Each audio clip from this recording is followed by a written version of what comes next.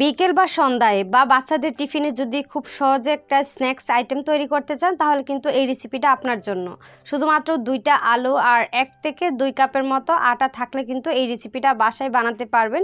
আর এটা শুধুমাত্র টিফিনে বা সন্ধ্যায় নাস্তায় না, এটা কিন্তু আপনারা চাইলে মেহমান আপ্যায়নও কিন্তু দিতে পারেন। চলুন তাহলে খুব সহজেই কিন্তু এই নাস্তাটা বানাতে পারেন আর বাচ্চারা খুব বেশি পছন্দ করবে। প্রথমে নাস্তাটা বানানোর জন্য আমি এখানে আলুগুলা সিদ্ধ করে নিয়েছি। আমি কিন্তু একেবারে বড় বড় 2টা আলু নিয়েছি। আলুগুলাকে প্রায় 5-6টার মতো স্লাইস করে এগুলাকে ছোট ছোট করে কেটে তারপর সিদ্ধ করে নিয়েছি। তারপর একটা গ্রেটারের সাহায্যে গ্রেট করে নিতে হবে। আপনারা চাইলে কিন্তু হাত দিয়েও ভর্তাটা করে নিতে পারেন, কিন্তু গ্রেটারের সাহায্যে গ্রেট করে নিলে খুব সুন্দর এই ভর্তাটা হয়। তাই আমি কিন্তু সবসময় গ্রেটারের সাহায্যে গ্রেট করে কিন্তু এই ভর্তাটা করে নেই। এই যে দেখেন গ্রেটারের সাহায্যে খুব মিহিভাবে কিন্তু গ্রেট করা হয়ে গিয়েছে। এই যে একেবারে মিহিভাবে কিন্তু গ্রেট করে নিতে হবে। তারপর আমি একটা বাটির মধ্যে নিয়ে নিয়েছি আলু, তারপর এখানে পেঁয়াজ, কাঁচামরিচ, ধনিয়া পাতা দিয়েছি হচ্ছে, স্বাদ মতো লবণ, 1/2 চা চামচ মরিচের গুঁড়া, 1/2 চা চামচ দিয়ে দিচ্ছি হলুদের গুঁড়া, 1/2 চা চামচ দিয়ে দিচ্ছি হচ্ছে ধনিয়ার গুঁড়া, তারপর 1/2 চা চামচের কম জিরার গুঁড়া দিয়েছি, আদা রসুন বাটা দিয়েছি হচ্ছে 1 চামচ।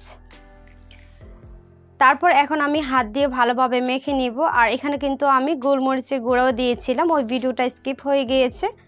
তারপর আমি হাত দিয়ে ভালোভাবে মেখে এই ভর্তাটা করে নিব। এই যে ভর্তাটা করা হয়ে গিয়েছে। আর আমি এদিকে হচ্ছে এখানে নিয়ে নিচ্ছি হচ্ছে আটা। আমি কিন্তু এখানে 1.5 কাপের মতো আটা নিয়েছি। আটার মধ্যে এখানে দিয়ে দিচ্ছি হচ্ছে লবণ, আর এখানে দিয়ে দিচ্ছি হচ্ছে 3 টেবিল চামচ সয়াবিন তেল। তেলটা দেওয়ার পর এখন আমি হাত দিয়ে ভালোভাবে কিন্তু মেখে নিব আটাগুলোকে। যখন দেখব যে হাতের মুঠো আসে তখন বুঝবো যে আমাদের আটাগুলো খুব ভালোভাবে মাখানো হয়ে গিয়েছে। এই যে দেখেন একটু টাইম নিয়ে কিন্তু মেখে নিতে হবে।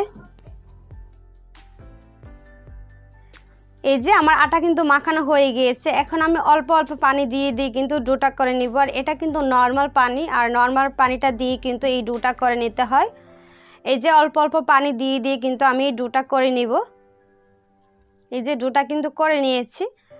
তারপর আমি রেস্টে রেখে দিব প্রায় 5 থেকে 6 মিনিটের মতো। 5 থেকে 6 মিনিট পর আমি কিন্তু ফিরে আসব।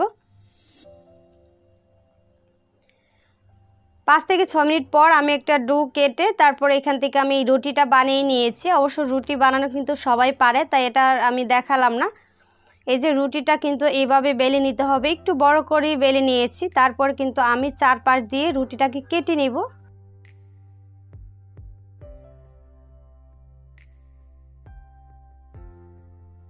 আর এই নাস্তাটা বানানোর জন্য কিন্তু এইভাবে 4 পাশ দিয়ে কেটে তারপরে এইরকমভাবে কিন্তু শেপ করে নিতে হবে। এই যে দেখেন এরকমভাবে কিন্তু খুব সুন্দরভাবে নাস্তার শেপটা হয়ে যাবে।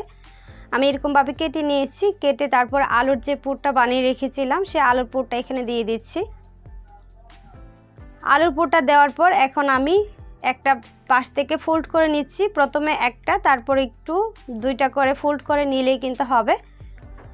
তারপর একটা ছুরির সাহায্যে এভাবে কিন্তু আমাদের কেটে দিব। আর কেটে দিলেই কিন্তু খুব সুন্দর একটা ডিজাইন হবে। বাজার পরও তারপরে বাজার আগেও কিন্তু খুব সুন্দর একটা ডিজাইন দেখা যাবে। এই যে দেখেন আমি কিন্তু সবটা কেটে নিয়েছি। সবটা কেটে নেওয়ার পর তারপর আমি আবারও কিন্তু ফোল্ড করে নিচ্ছি। আর ফোল্ড করার আগে এখানে একটু পানি দিয়ে দিবেন। পানি দিলে দেখবেন যে ভাজার সময় এই ফোল্ডটা খুলে যাচ্ছে না বা উঠে যাচ্ছে না। এই যে দেখেন আমি কিন্তু ফোল্ড করে নিয়েছি। ফোল্ড করা হয়ে গেলে তারপর হাত দিয়ে একটু চেপে চেপে দিচ্ছি। চেপে তারপরে এরকমভাবে গোল করে নিলেই হয়ে যাবে। গোল করে নিয়ে একটার ভিতর আরেকটা ঢুকিয়ে দিয়ে তারপর কিন্তু আমরা সিল করে দিব। এই যে দেখেন লাগিয়ে নিচ্ছি। লাগানোর পর দেখেন কত সুন্দর হয়েছে নাস্তাটা। ভাজার পর কিন্তু আরও সুন্দর হয় নাস্তাটা। এই যে দেখেন একেবারে ফুলের মতো হয়েছে না। এই যে এটাকে সাইডে রেখে আমি আরেকটা করে দেখাচ্ছি।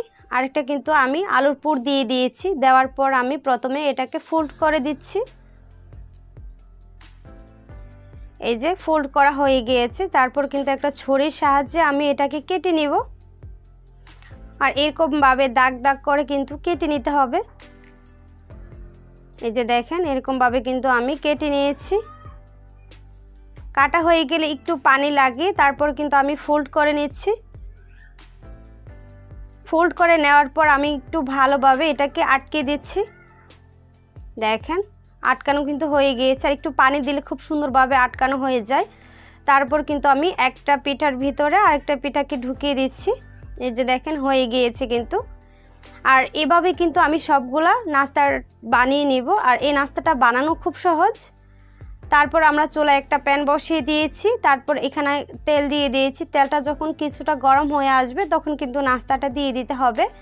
একেবারে তেলটা হাই হিটে গরম করে নাস্তাগুলো দিতে যাবেন না, তাহলে দেখবেন যে নাস্তাটা দেওয়ার সাথে সাথে কালার হয়ে যায় আর একেবারে লাল হয়ে যাবে, আর ভিতর দিয়ে কিন্তু হবে না। এই যে আমি কিন্তু মিডিয়ামের চেয়ে নিচে আঁচ রেখে এই নাস্তাগুলো ভেজেছিলাম। প্রায় 5 থেকে 6 মিনিট ভাজার পর আমি কিন্তু উল্টিয়ে দিচ্ছি। দেখেন খুব সুন্দর একটা কালার হয়েছে না এক পাশ দিয়ে।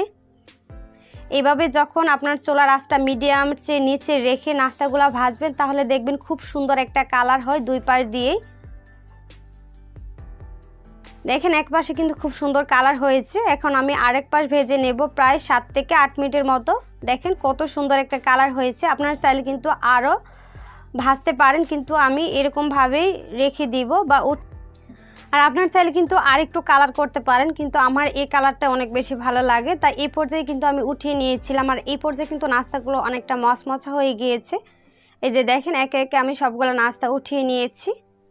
আর নাস্তাগুলো দেখতে কতটা সুন্দর না, দেখতে যতটা সুন্দর ছিল খেতে কিন্তু আরও বেশি মজার ছিল। বিশেষ করে সন্ধ্যাবেলায় যদি চায়ের সাথে এরকম একটা নাস্তা থাকে তাহলে তো কথাই নেই। আর বিশেষ করে এই নাস্তাটা বাচ্চাদের অনেক বেশি পছন্দ হবে। চাইলে কিন্তু বাচ্চাদের টিফিনও এই নাস্তাটা দিতে পারেন।